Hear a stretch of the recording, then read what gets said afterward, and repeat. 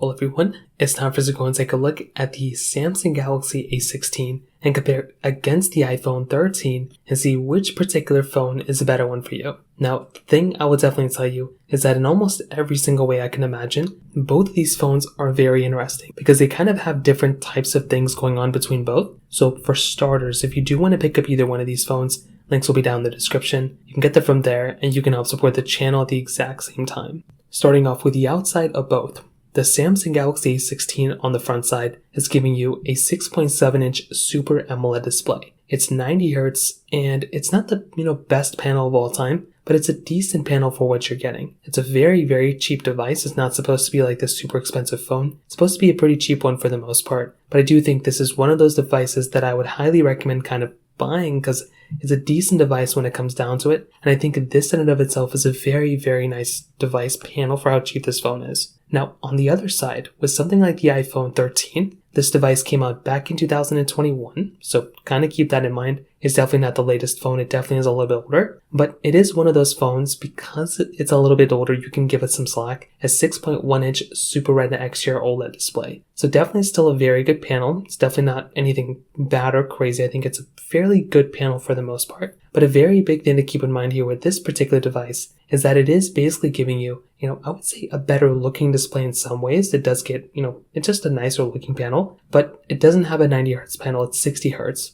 So that is kind of a downside. So kind of keep that in mind, but I do think the build quality of the iPhone 13 is better. You're also basically getting a lightning port at the bottom of the iPhone 13, where the Samsung Galaxy A16 is giving you a, USB Type-C port. So that right there, once again, kind of a little bit of a difference when it comes down to those two devices too. Now you're also basically still getting, a glass back on the iPhone 13, plastic back on the Galaxy A16, which could be a little bit of a downside too, depending on which way you're looking at it. You're also basically getting a dual camera setup on the iPhone 13, triple camera setup on the Galaxy A16, and this is where things start to kind of tune in favor for the iPhone 13 more. The iPhone 13 is giving you 4K at 60 on the front and the back, whereas on the Samsung Galaxy A16, you're only getting 1080p, on the front and the back. So this in and of itself, I think, is a really big difference. That is a significantly better camera that you're getting inside of the Samsung Galaxy, inside of the iPhone, 13 than the Samsung Galaxy A16. So this right there, I think, is a pretty big difference. But on top of that, another very big difference that you're going to experience here too is the fact that the resolution and the camera quality is just going to be better inside of something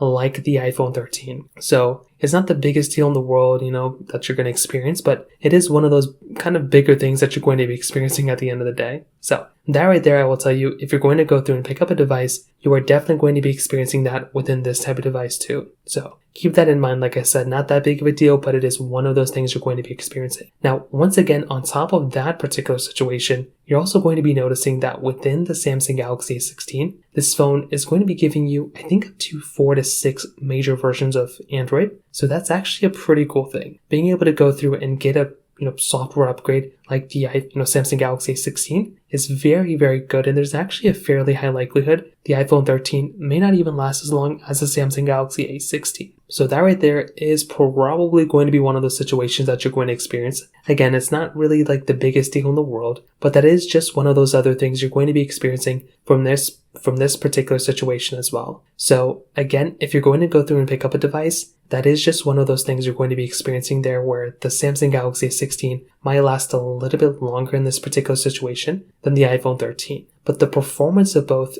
is very different as well. With the iPhone 13, this particular phone is probably going to be lasting for probably a longer period of time in terms of a performance level than the Samsung Galaxy A16. The iPhone 13's performance with its Apple A15 Bionic chip, even though it only has 4GB of RAM, that is still a very good performing phone in a lot of different ways. I think the iPhone 13 is easily one of those devices that I look at and still think of it as a very good performing device, and I had a really good time with it when it first came out, and I think it's still fairly good from the performance level. With something like the Samsung Galaxy A16, this is one of those phones that I think is good for like a super cheap brand new budget phone, but in a lot of other ways I don't think it's one of those phones that I'd recommend buying anymore, just because it is significantly older. Like, it just performs like an older phone. I don't know what other way to say it. It just is an older performing device in almost every single way. So to kind of sum it up, what I'll definitely tell you, I like the Samsung Galaxy A16, and I think it's better from a battery life perspective,